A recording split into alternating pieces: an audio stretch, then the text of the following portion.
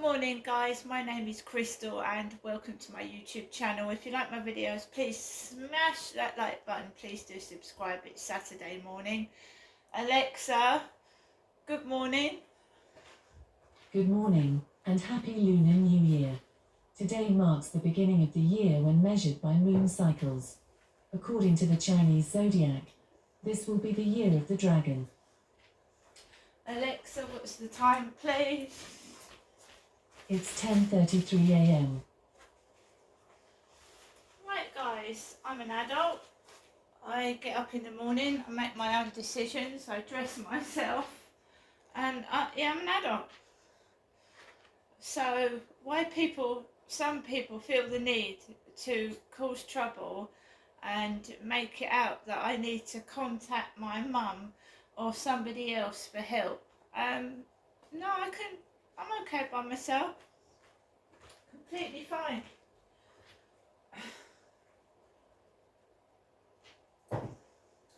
I felt like do you know what? I felt like I've been kept in a bubble since I was a small child. Not a nice bubble either, a bubble where I was abused by my father and mistreated by adults.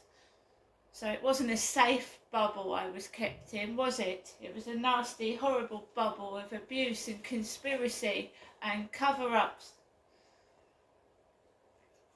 Trying to hide the truth all the time. Anyway, that's by the by.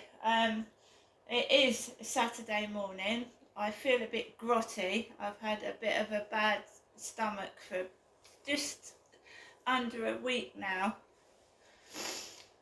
Maybe some kind of bug or something, or some infection. A doctor is supposed to be contacting me next week. A clinician from my doctor's practice in Strood. I never have the same doctor, guys, so they don't even know my medical history. You won't even be Joe Bloggs one day, so-and-so the next. I never get the same doctor.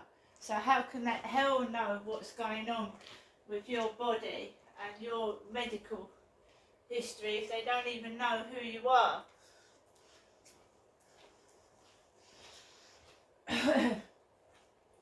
So, I have just taken Max out for a walk. As I said, I'm an adult.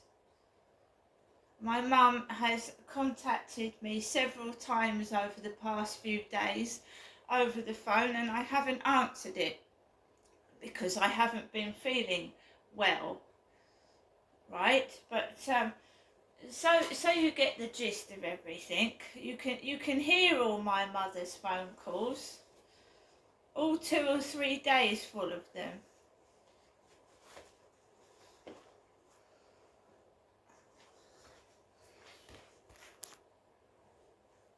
Enjoy. Welcome to your EE voicemail. You have 4 new messages.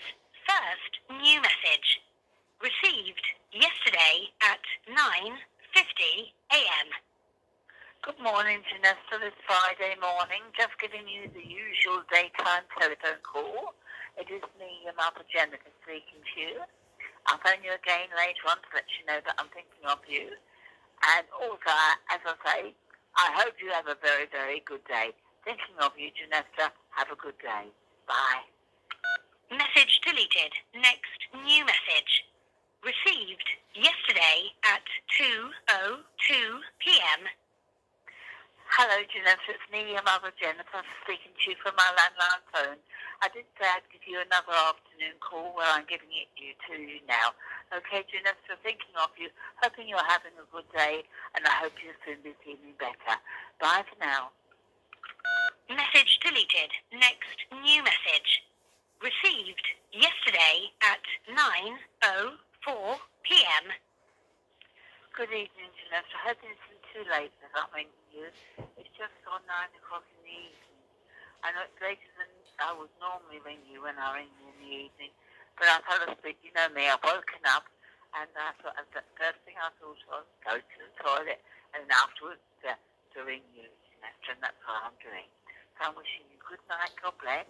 I hope you've had a good day, thinking of you, and I'll give you a ring tomorrow. Good night, God bless. Speak to you tomorrow. Bye, take care. Message deleted. Next new message. Received today at 9:39 a.m. Good morning, Janessa. This is your mother speaking to you from our landline on phone to you this Saturday morning. I hope you have a good Saturday.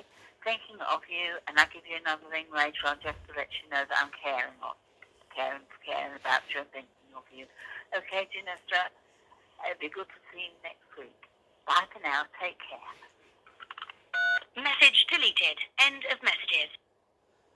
Right, guys, it doesn't sound to me like a normal mother and daughter relationship, the relationship between me and my mother. When I see girls going out with their mum to have a coffee, they're linking arms, they're all friendly, and they go out, they're best friends with their mum. I've never had that relationship with my mother, never. I obviously never had a proper relationship with my dad, so there's no bond there. There's no bond between me and my mother at all. When my sister was alive, God rest her soul, my sister went through tremendous pain and agony. Amanda had multiple sclerosis and she was in agony. I wasn't allowed to see my sister. My relatives were stopping me seeing my sister. So there was something going on there. I know my sister had an abortion at 15. So someone was sleeping with my sister illegally. My sister had an abortion at 15 years of age. I wasn't told. I was living up in Gloucestershire thinking my sister was well and happy. I wasn't even told she was ill until a lot later, a lot longer down the line. Do you not think I would have gone to see my sister, or attempted to, because I had problems of my own? I was suffering from domestic violence. Do you not think I would have tried to have got down sooner to see my sister if I knew what state my sister was actually in? It was kept from me.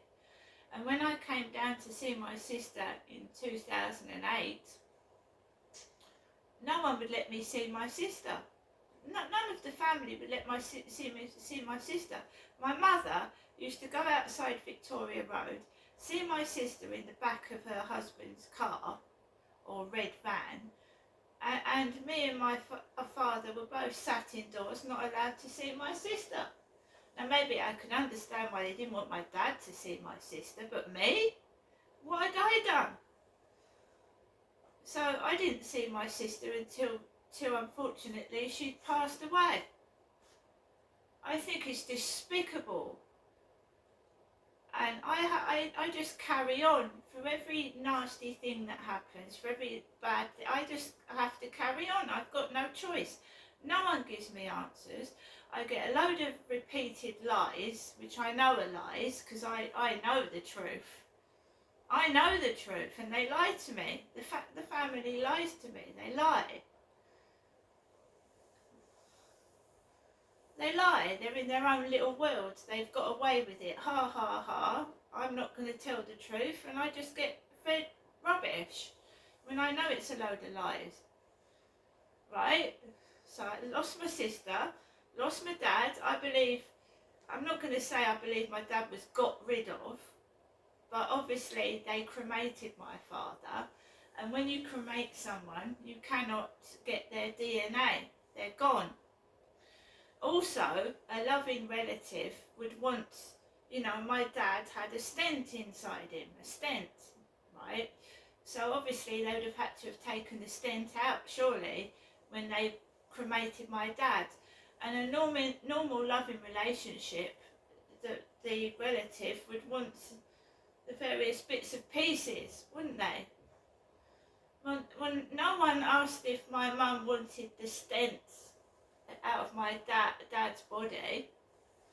He was just burnt to a cinder, and all that remains, obviously the DNA's gone. Do you know, about 3 or 4 times my dad said to me he wasn't my real dad, and so did the police. They said, or maybe he isn't your real father. Well, his body's been destroyed, and so is the DNA evidence. Everything's gone. He's been burnt. So there's a big, massive cover-up that's been going on here. Right? My sister dies suddenly. She disappears. Things get a bit hot, and I've reported stuff to the police. My dad drops dead suddenly after I've reported incidents to the police. Dad's gone. Right? So the only person that is left is my mother. Everybody's died around my mother. Her mother's gone. My Uncle Graham's gone. All my grandparents are gone. The only person that are alive to tell me stuff, and she has lied to my face, my mother has. She's lied several times. The only person I've got is a liar, because my mum's lied to me. Right? That's the only person that's left. Everybody else is gone. I think my mum's got one sister left and one brother. I've met her brother Malcolm once when I was a teenager, and I've never met her sister Linda. Never. So it's all just me and my mum all the time. Me and my mother. Me and my mum. Nobody else. I'm even losing touch with my own children. Do you know that?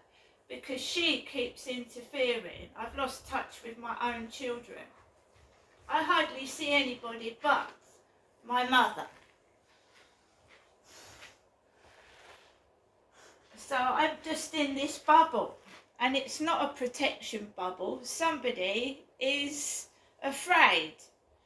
So I'm forced to be hidden away and shut up, you know.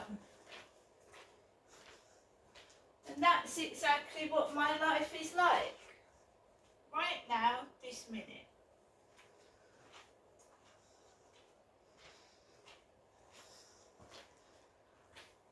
So, yeah, my sister had an abortion at 15.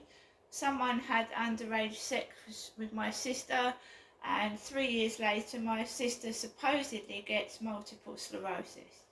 Maybe it was from a backstreet abortion, who knows? But a caring mum,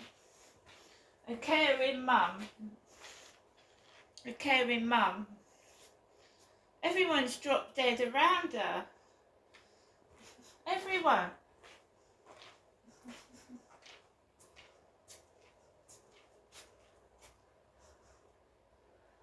Yeah, I don't want to keep dwelling in the past, but yeah, my sister was she had underage sex.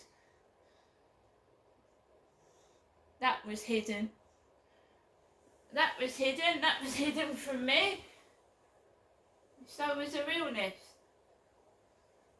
Because my family know me, well, there's hardly any of them left now except for my mother, and they know I've got a big mouth and I'm not going to accept crap. When my dad was doing those things to me, I shouted, I yelled out. Nobody listened. I'd called the police about 20 times. Nobody cared, nobody listened. So here I am now, protecting my own self, right? But it's shocking how my sister was treated. Shocking. All to cover up sex abuse. Absolutely shocking.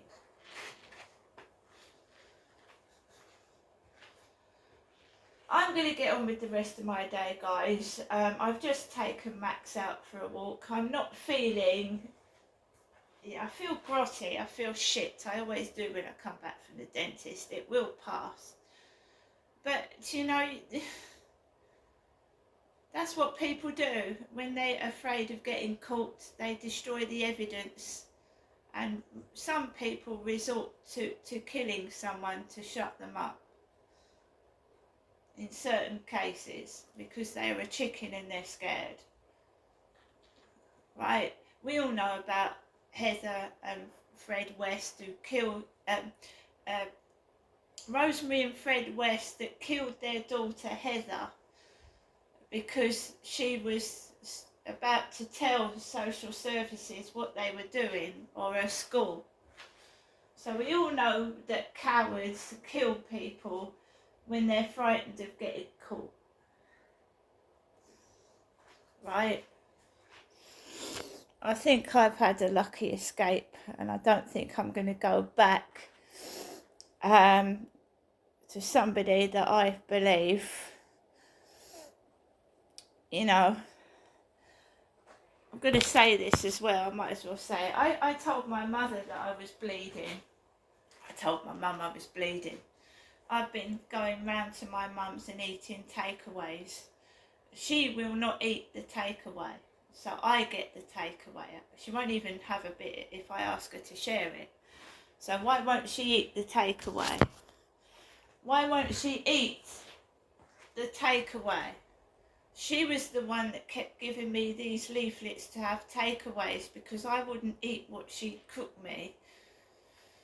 Because I've written in my diary several times that when my mother prepared food, it didn't taste right, it looked green. So she suggested having a takeaway, but she won't eat any of that takeaway. She says it's all for Genestra. And last week, after not having a period for nearly a year, I suddenly get one after I get a different takeaway, a completely different one. And I'm too old to have children. I'm nearly 60. I don't want a baby. I'm nearly 60 years old. I don't want another child. Right? And this doctor's business. Right? So they'll all cover it up. They'll cover it up. They will cover it up. The doctors, the nurses, the fucking hospital staff. They'll all cover shit up. And they will cover it up.